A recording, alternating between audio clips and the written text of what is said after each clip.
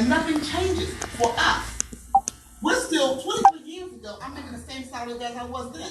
That's crazy. Right now, the wealthy are getting wealthier because the middle class has shrunk. And we need to give America back to the middle class. Because if America's middle class is strong. How long do you think that'll take? Oh, it'll take 20 years, 30 years. So who after y'all? Huh? Huh? Who after y'all? Who's after us? Yeah. Hopefully our children. No. There's people in the pipeline. No. I'm asking you, after she's elected, then who after you? What kind of work you gonna do? We're gonna What's the mission? We just walked in. The mission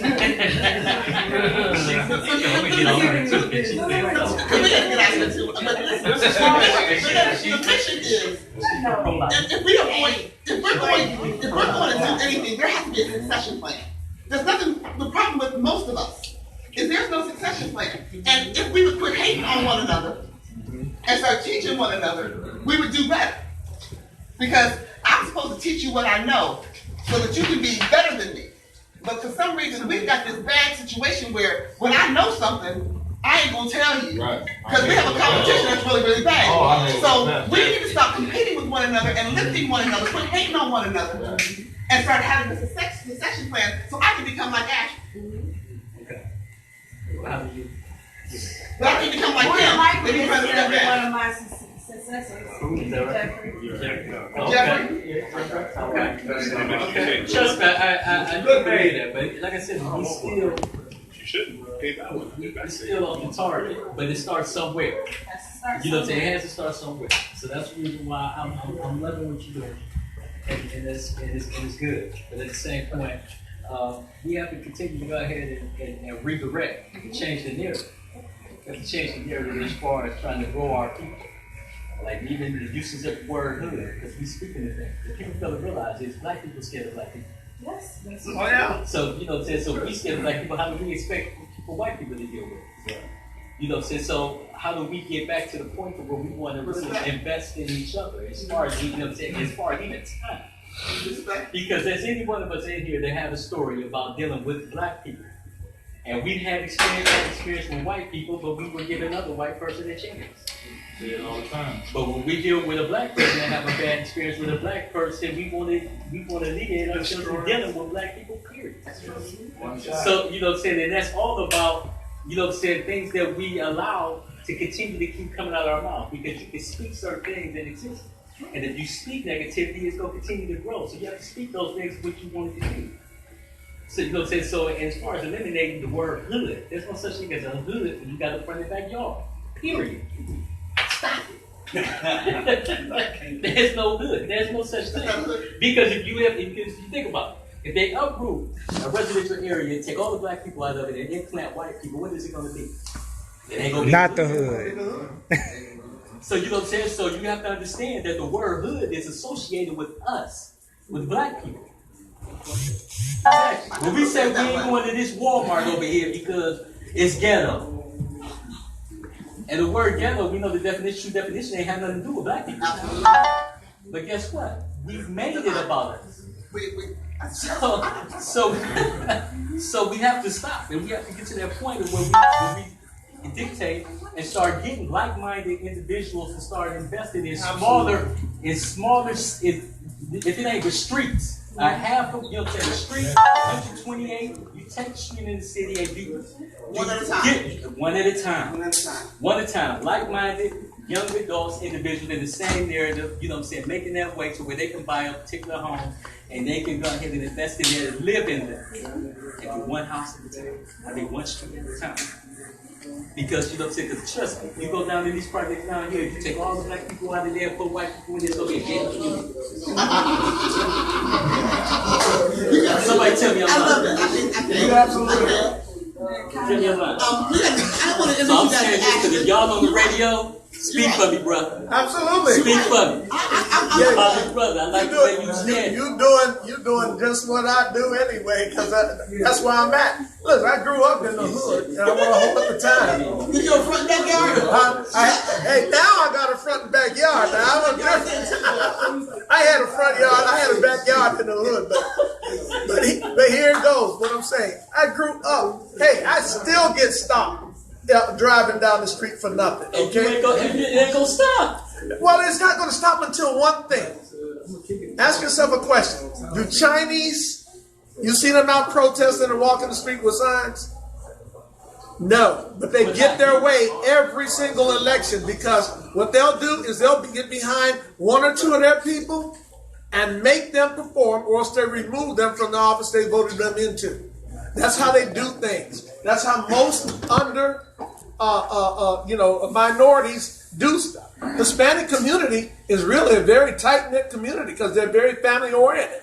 They destroyed us family-oriented in the 60s when Johnson came in with the Great Society programs, and they really kind of told the young lady, you can get welfare, but you can't get welfare if the man is in the house.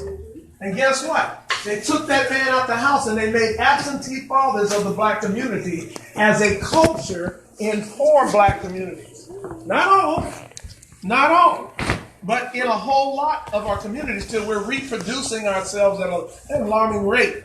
And then we're getting in a place where you don't have economic development in the black community. Here in Cleveland, you guys are much tighter together than in most other places in the state.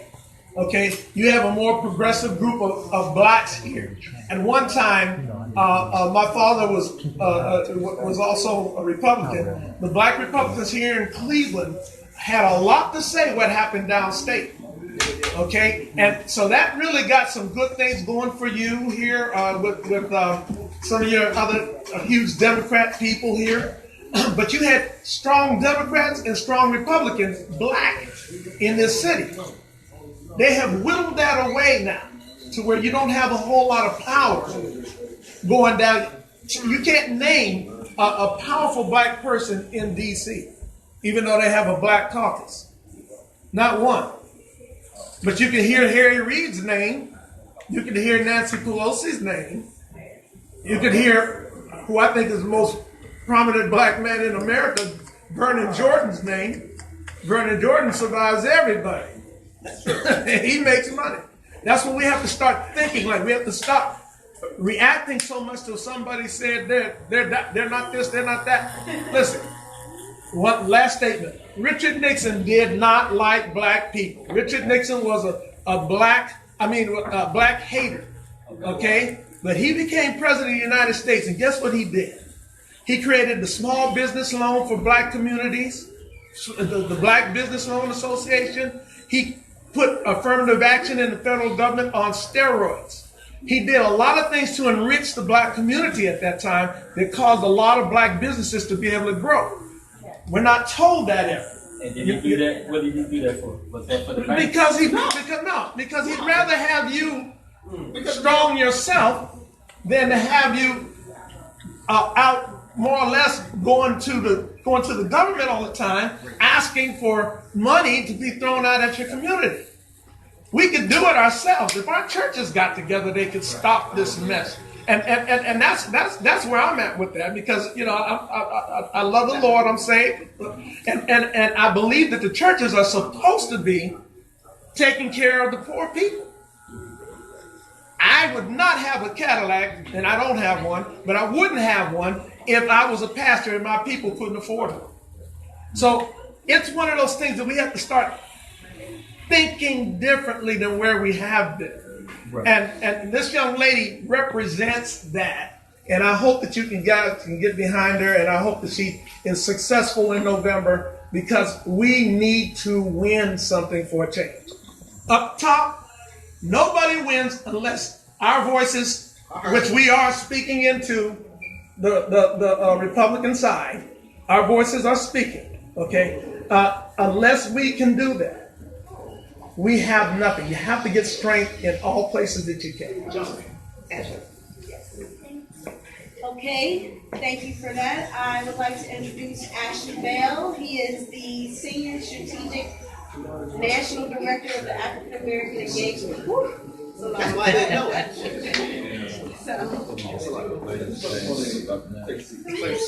want to shut down business.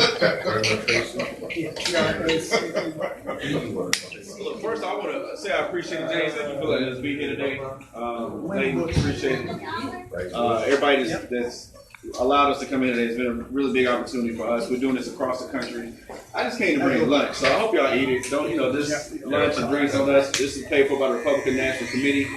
We're here today to do a couple things. One, we want to support the Black Republicans who live in your community who are campaigning out here today. Because I'm going to tell you that there's nobody who understands your community better than people that live there and come from there. So I hope you heard the great message today from Shalira. I think she's someone who can really take your message as a people to the State House. And I always like to tell folks this, Black Republicans, we kind of serve as like the insurance policy for Black folks. You get in a situation where you got Republicans run the State House, or Republicans have the governorship, like Ohio, and you can't get something done because your Democrat representative is in the minority, don't have no power, can't call nobody for you, can't get in their fix because they're in the minority. But you still got needs, whether or not they have power or not. You still have wants. So, as a people, we have to have that insurance policy, that Black Republican in the community saying, hey, I need you to go help me get this done. And I love my Democrat friend, they're cool, but I need something done. So, sending that insurance policy for you up to the Capitol, you're going to have someone who's going to be in the room where it's going to happen. In the room where the decisions are made. Because you all know, if you're not in the room, if you're not in the game, you can't win. Exactly. So there are opportunities in states like this where you have people like her who can help your community be in the room where the decisions are being made and at the table and helping make sure that you're taken care of. No, it's no more, no less than that. Because as a people, look, I'm here for one reason. I want us to win. And I'm not talking about Republicans. I want us to win. And how do we win is when we have the same privilege that other races of people in this country have, which means, you know what? On election day, every other race of people sits back and they win either way. Only Black people feel like that if the Democrats don't win, our whole race lost. Exactly. Nobody feels like that but us. That's a bad way to feel, that your whole race just lost. And woe is we for the next 2-4 years. So how do we balance that out? How do we gain that balance? We make sure that we have people from our community who understand our issues, not just a Republican, but the Republican who understands you. So you send somebody up there to say, look, you understand where we're coming from. Get in that room, help us make change. And I say that because I sat in her seat before, and maybe you can research my story. I was a Democrat elected official in Atlanta. Democrat elected official in Atlanta, and everybody on my board was Republican but me. Everybody was. I couldn't get in the meeting to talk about nothing. Look, I go to my barber shop, they give me grief. There was like street lights out, sidewalks cracked, just mad. And I'm like, man, and they love me. But I was sitting here just like this little brother right here. Every day since I was a little kid in my barber shop, listening to politics and listening to the same generation talk about the same problems over and over again. But let me tell you, I knew I was smart. I was a young criminal public defender. So all the stories you're talking about, I represented everybody in my barbershop at least twice. At least twice. Somebody. So, I mean, and half the time I didn't get paid for it. I did it out of love. So, when I did switch parties, I went from being the one person out to being chairman. And it wasn't because I switched, it's because I had the ability and the skill, but now that I was in the majority, I was able to bring the resources home. And what I did for my community in 2 years is what people have been trying to do for 20. And so, what happens when she goes to the State House? Yes, she's a Black Republican, and we're glad to have her. Because how many Black Republicans we got left? They're here. None? Where? Right, in Ohio. Right, exactly. So, she goes in there, I guarantee you, she's going to be in a position greater than any other freshman that's going to go to the State House. She's going to be in the room and at the table to bring home what's necessary for you. So, I just ask you, when you think about the election, let's all win. When you're talking to people about the politics, it's really bigger than party. But what it is about the community. If the candidate's not committed to community and can't deliver on that commitment, then that's not the candidate for you. Two things. Are they committed? And do they even have the capacity to deliver on the commitment? So you got two candidates who probably both are equally committed to everything that you want to see happen. But one of them, if they get elected, can actually deliver on what they're saying. So let's all win. Thank y'all for having us. Can you speak on what you were speaking about as far as was it the pilot program as far as what was it? The Department of Labor and the business owners for the training. Okay. Yeah. So there's money out there. So if you want to teach or train for a barber, for cosmetologists, for rehabbing houses, whatever it might be, the Department of Labor will pay for you to teach whatever your trade is. They will not only pay you once it starts. Say you have a 6-month program, they'll pay your students too. You can pay your students, say you're going to pay them $10 an hour. The Department of Labor will pay $8, and you pay them $2. So, and as they get closer to graduation, then that is how you start either paying them more, or they should already be trained enough to either start working for you full time or go off on it and do their own thing. I want to tie that in with the program, with the training I talked about earlier about rehabbing houses and how they're doing it in Concord. Because once again, I bring that back to, we have a lot of empty lots, and those empty lots and abandoned buildings, they're not generating taxes, which means that the schools aren't getting money. That's where most of our school money comes from, is from property tax. And so with us having, I don't know, there were thousands of homes that were already in foreclosure that are empty, and abandoned buildings that are just either need to be tore down or rehab. We can use those. We can use those for pilot programs, okay? And the government will pay for that. It's there. It's not something that needs to be created. And I like to reiterate that I'm not here to recreate any wheels. I'm not here to come up with any programs. There's already stuff there. It's just, basically, I'm not here to create a wheel. I'm just here to give it a push. Gotcha. Because we have pilot programs all over the state that just aren't statewide, or either aren't being done in our community. And they are, they're not being done by us. And I was going to say, let me bring it back to reality with Concord. Look up the Auburn Academy School. It's a high school. It's a training school, pretty much like Max Hayes, okay? So they're building houses within their community. These houses are $350,000 homes. They sell them at cost. Cost for them is $180,000. Okay? If they cannot sell it at cost, which most of the times they don't because the market is slow, they put it on for regular price. And regular price is $350,000. When they sell their home for $350,000, the margin between the cost and what they sold it for is the schools. Now imagine if we did the same thing here. That's what I talked about with the Cleveland Municipal School District. We could take these empty lots, we could take these empty buildings, and we can refurbish them, or we can build new ones. And then owners who want to, participate in the programs can get them for cheaper, or can get them donated to them. Who own the lots? Huh? Who own the lots? Well, some of them are owned by the land bank, which I spoke with them as well, and they said as long as I can show that whoever is doing the project, they will donate the land to us for these projects. Respect the home. The land bank.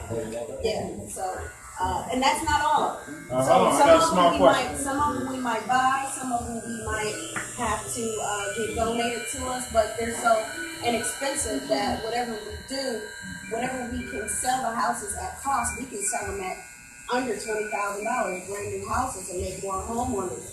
But you were gonna say something? Yeah, you said give them away, right? Give them what? The lots. They could. Yeah. Oh, okay. They could donate to us. Oh, okay. They showed. To They you. said it, well, not to me personally, to the program, that I'm speaking about. Oh, okay. So whoever's in charge of the program, as long as they can show what they plan on doing with the lot, then they said that some of the lots that they would be willing to donate for us. And one of the places that they're looking to rebuild is around Lee Park. Lee Park. Oh. Lee Park. Oh, okay. 55th and Lexington. Well, I got a building. I just bought a building in Slavic Village. There's 2 lots next door to it, and I'm gonna throw 2 lots. Can I get them or what? About yourself. It's for the kids, though. It's always for the kids for me. Yeah, I'm doing a cafeteria, but Give me your card, let me call you. He actually has the knowledge. Give me your card, let me call you. Right. You got my She got your number. What's your equipment? I know, Eddie. That's why Hey guys, thanks so much. We've got another event down the street and we are 20 minutes late.